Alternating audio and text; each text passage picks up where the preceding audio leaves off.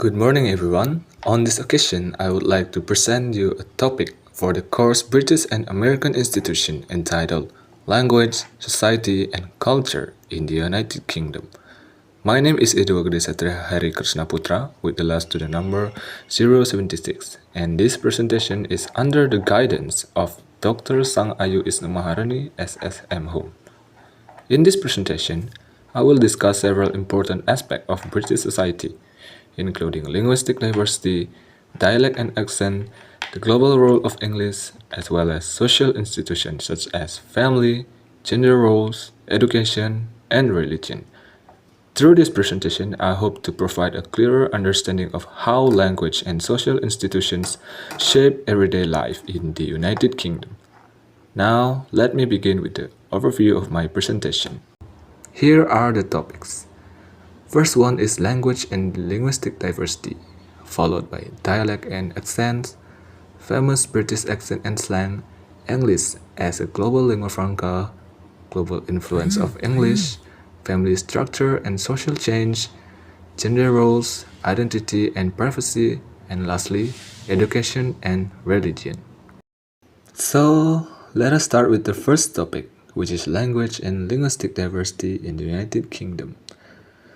So, English is the main language spoken by about 98% of the population in the United Kingdom.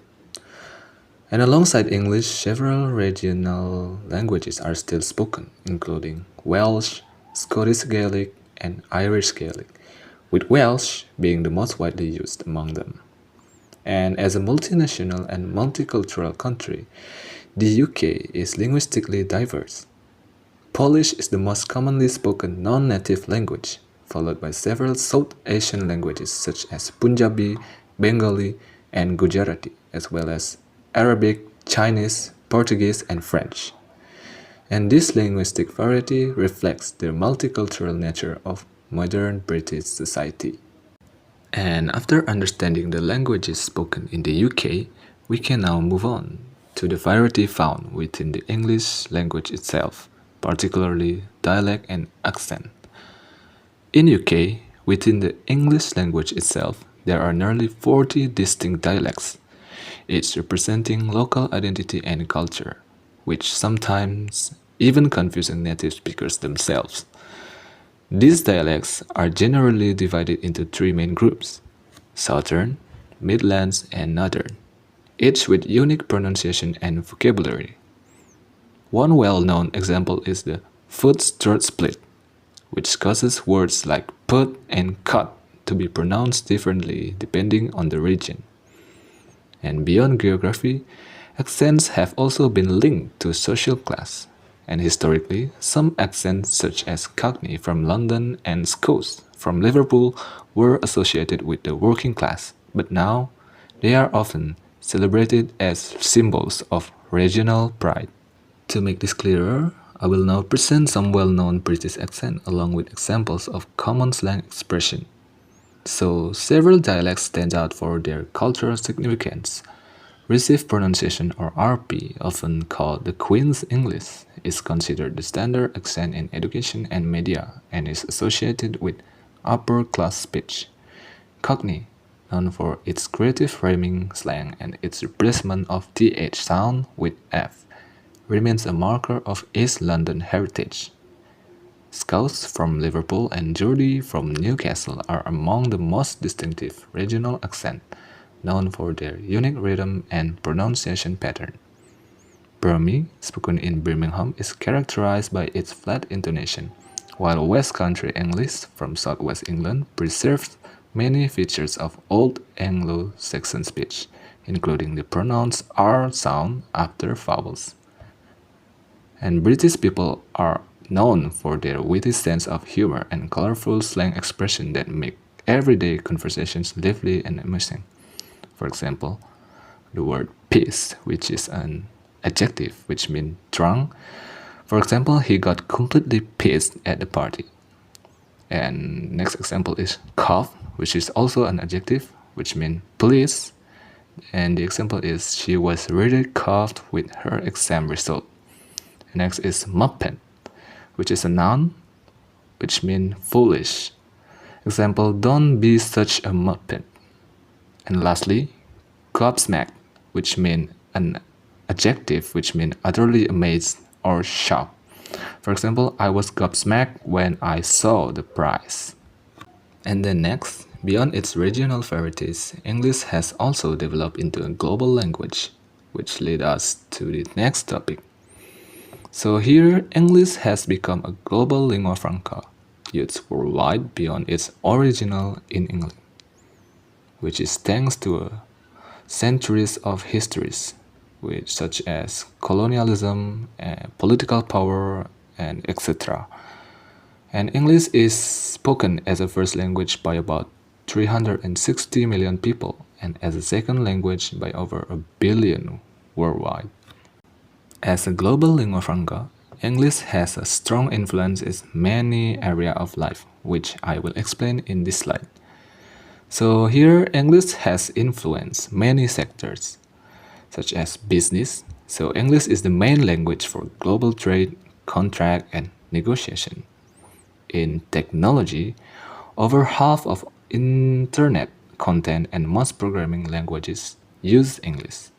And in popular culture, movies, music, and platforms like YouTube spread English slang and values worldwide. And lastly, in education, English is taught globally. Exams like TOEFL and IELTS are internationally recognized. So, after discussing the global role of English, we will now shift our focus to social institutions, starting with family structure and social change in the UK. In the past, especially in the mid 20th century, the typical British family was a married couple with a father as head of the household or nuclear family, and single parent or cohabiting families were very rare. But in recent decades, increase in single parent household and more couples living together without marriage. And here divorce is more accepted and same-sex couples allowed to marry or enter civil partnership. But despite these changes, family ties remain strong. Many younger people live near or keep regular contact with extended family, and caring for elderly relatives still seen as a responsibility. And the next, closely related to changes in family life, are shifted in gender roles, identity, and attitudes toward privacy, which will be discussed next. So here, same-sex marriage is now legal and civil partnership exists. Public support is strong for about 75% of Britons say same-sex relationships are as valid as heterosexual ones. Identification as LGBT has been increasing for about 3.8% of UK adults in 2023 identified as lesbian, gay, or bisexual, up from 2.2% in 2018. And in the age 16 to 14 group, the proportion is about 10.4%. And here, gender roles have shifted. Many women work either part-time or full-time.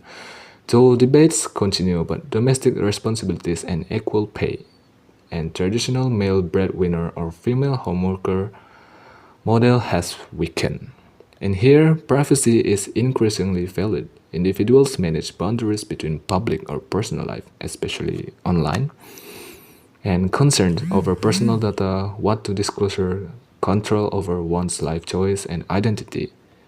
And here, more acceptance of varied lifestyle, cohabitation, delaying marriage, choosing not to marry, greater recognition of identity, and mobility for work or study means younger people often live further from family but keep strong virtual and periodic in-person connection. And finally, I will discuss the role of education and religion in shaping values and social life in British society. So let's start with education first.